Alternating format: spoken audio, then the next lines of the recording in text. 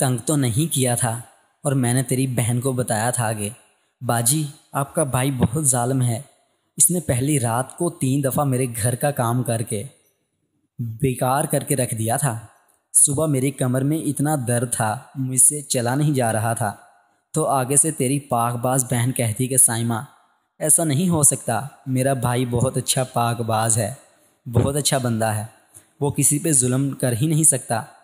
تم پہ ایسا کون سا ظلم کر دیا کہ تمہاری کمر میں درد شروع ہو گیا تھا اور تم چل بھی نہیں سکتی تھی؟ پھر میں نے تیری بہن کو بتایا کہ باجی یہ تم کہہ سکتی ہو، مجھ سے پوچھو جس نے رات کو 3 دفعہ اس کو برداشت کیا۔ تم نے تو اپنے بھائی کا پیار دیکھا بھی نہیں ہوگا، تو میں نے پورا پیار کیا تھا، وہ بھی ایک رات میں 3 دفعہ، میری جان نکل گئی تھی تیرے بھائی کا۔ میں نے تو اس لیے بتا رہی ہوں، تم نے تو پیار کیا نہیں ہے نہ، اس لیے اس کا ظالم تمہیں کیسے پتہ ہوگا؟ اور پتہ ہے آگے سے تیری کنجری بہن کیا کہتی ہے؟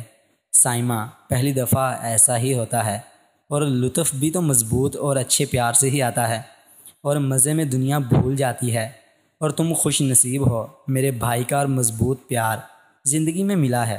ساری زندگی عیش کرو گی اگر وہ میرا میاں ہوتا تو۔ میں صبح و شام اس سے پیار کرتی اور کبھی اپنے کمرے سے بھی نہ نکلنے دیتی۔ پھر میں نے تیری باجی کو کہا تھا کہ باجی اگر اتنا ہی تمہیں تجربہ ہے تو تم کیوں نہیں ایک دفعہ اپنے بھائی سے کروا کر دیکھ لیتی؟ جب تو ایک دفعہ ہی تمہیں پتہ چل جائے گا کہ تمہارا بھائی کتنا ظلم کرتا ہے۔ اگر یقین نہیں آتا ایک دفعہ اپنے بھائی سے پیار کر کے دیکھ لو، خود ہی پتہ چل جائے گا۔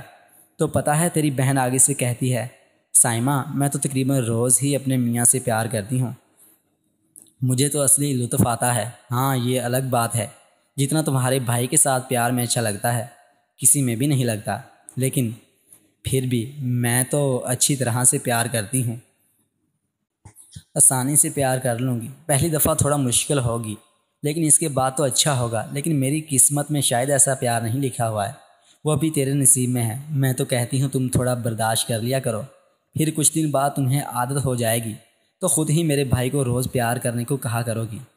ابھی تو شاید وہ تمہارے ساتھ پیار نہیں کرتا ہوگا، اگر وہ کرتا تو شاید تم پھر مر ہی گئی ہوتی۔ تو میں نے کہا تمہارے بھائی نے مجھ سے فرمائش کی تھی لیکن میں نے خود منع کر دیا تھا، جوانی کو ہی رگڑ کر رکھ دیتا ہے۔ پھر تیری باجی نے آگے سے کہا سائمہ دیکھ لو، بھلے میرے میاں کا پیار میرے بھائی جیسا ہے لیکن پھر بھی اچھے سے پیار کرتی ہوں، میں بھی تو ہمت کرتی ہوں، تم بھی کر لیا کرو اور میرے بھائی کو خوش کر دیا کرو اور خود بھی ہوا کرو۔ آگے تمہاری بہن مرضی ہے، بھائی میں اس کو کہا تھا تم یہ سب بکواس کر رہی ہو۔ میری بہن اتنا کچھ تم نہیں بول سکتی۔ تو سائمہ آگے سے کہتی ہے ٹھیک ہے نا، آنے دو تمہارے بھائی کو، تمہیں خود ہی اس کے سامنے کروا دوں گی، پھر پوچھ لینا اور میں بکواس کر رہی ہوں یا سچ بول رہی ہوں۔ میں نے پوچھا نبیلہ تم نے پھر سائمہ کو آگے سے کیا جواب دیا؟ تو نبیلہ نے کہا بھائی میں خود تو شاید باجی سے اکیلے میں یہ باتیں پوچھ سکتی تھی لیکن سائمہ کے آگے نہیں پوچھ سکتی تھی، ہم دونوں بہنوں ایک دوسرے کے سامنے عزت نہیں رہنی تھی۔ لیکن بھائی پھر سائمہ نے یکدم اس دن میرے ساتھ اتنی گندی حرکت کی میں آپ کو بتا نہیں سکتی۔ میں نے کہا نبیلہ جتنا کچھ تم نے سنا اور بول چکی ہو اب تمہیں کچھ اور بھی چھپانا نہیں چاہیے، بتا دو اس نے کیا کیا تمہارے ساتھ۔ نبیلہ آگے سے بولی وہ میں بھائی۔ میں نے کہا کیا وہ میں لگائی ہوئی ہے، سیدھی طرح بتاؤ کیا ہوا تھا؟ تو نبیلہ نے کہا بھائی سائمہ نے یکدم اپنا ہاتھ نیچے لے جا کر شلوار کے اوپر ہی میری چڑیا والی جگہ پہ رکھ دیا اور اس کو تھوڑا سا ہاتھ لگایا تو اس کا ہاتھ ٹھیک ہو گیا، اور اپنے گیلے ہاتھ کو اپنی ناک کے پاس لے جا کر دیکھا اور بولی واہ میری نبیلہ رانی، مجھے تو پاک بازی کے لیکچر ایسے دے رہی تھی اور اپنا آپ دیکھا ہے، اپنے بھائی کے پیار اور اپنی بہن کی چڑیا اور اچھی باتیں سن کر تم سب کچھ کر چکی ہے، اس کا مطلب تمہیں بھی اپنے بھائی بہت پسند ہے۔ اور میں سائمہ کی بات سن کر ہی اپنے کمرے سے بھاگ گئی اور نبیلہ نے یہ بات کہہ کر کال کاٹ دی، اور نبیلہ کی ساری باتیں سن کر میرا دماغ تو گھوم ہی چکا تھا، لیکن جب میری نظر نیچے اپنی شلوار پہ گئی تو میرا پیار ٹھیک تھا اور شاید میں اپنی بھی کچھ نکل چکا تھا۔ میں نے ٹائم دیکھا تو 12 بج چکے تھے اور پاکستان میں 2 ہو گئے تھے۔ اب اپنی بہن اور سائمہ کی طرف سے سب کچھ جان چکا تھا اور میری بے چینی ختم ہو چکی تھی، لیکن ان سب باتوں کی وجہ سے میرا ری ایکشن یعنی میرا پیار ٹھیک تھا، اور یار چھوڑنا یہ مجھے عجیب اور مزے کا بھی لگا۔ پھر میں اٹھ کر کپڑے تبدیل کیے اور اپنے بیڈ پہ لیٹ گیا اور سوچتے سوچتے پتہ نہیں کب نیند آ گئی اور سو گیا۔ اس دن کے بعد مجھے اور نبیلہ دوبارہ اس موضوع پہ بات کرنے کا موقع نہ ملا۔ جب بھی پاکستان گھر میں بات ہوتی تو نبیلہ سے بھی تھوڑی بہت حال حوال پوچھ کر ختم ہو جاتی تھی۔ مجھے اب نبیلہ سے اس موضوع پہ بات کیے ہوئے کوئی 4 مہینے گزر چکے تھے اور مجھے پاکستان سے واپس سعودیہ آئے ہوئے تقریباً 8 مہینے گزر چکے تھے۔ ٹائم تیزی سے گزر رہا تھا۔ مجھے سعودیہ میں رہتے ہوئے تقریباً 8 سال ہو چکے تھے۔ میں نے بہت زیادہ پیسہ بھی کمایا تھا اور اس کو اپنی اور اپنے گھر کی ضروریات پہ خرچ بھی کیا تھا اور کافی سارا پیسہ جمع بھی کیا ہوا تھا۔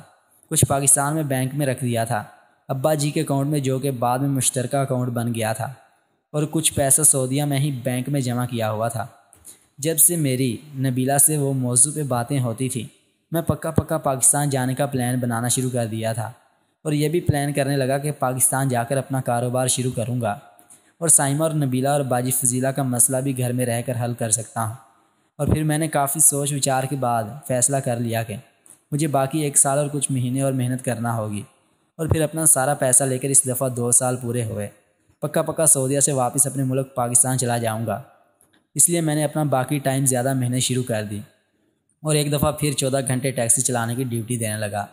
میں آدھا وقت دن کو اور آدھا وقت رات کو ٹیکسی چلاتا تھا اور اسی طرح مجھے 1 سال مکمل ہو گیا اور میرا 1 سال مزید باقی سعودیہ میں رہ گیا تھا۔ ایک دن میں رات کو اپنی ٹیکسی میں ہی باہر کھڑا کسی سواری کا انتظار کر رہا تھا۔ تقریباً 10:40 کا ٹائم ہوگا۔ مجھے نبیلہ کے نمبر سے مس کال آئی۔